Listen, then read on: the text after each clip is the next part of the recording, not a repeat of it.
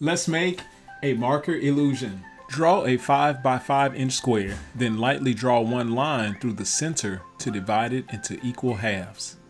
Place your ruler along the outer edge of the square and make a small dot every ½ inch.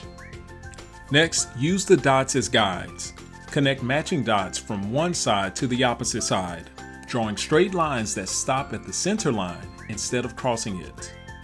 Continue one line at a time until both halves of the square are filled with evenly spaced horizontal and vertical lines. Ready for a creativity tip? Using the black marker, start in one corner and color every other strip black, leaving the white strips in between white. Keep the pattern consistent until the entire square is filled with alternating black and white sections.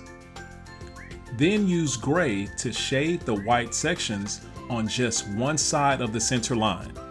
This contrast helps create the optical illusion. Finish by outlining the outside edge of the square with black. Parents and teachers, subscribe to Crayola Learning and follow on social media for more colorful, creative content.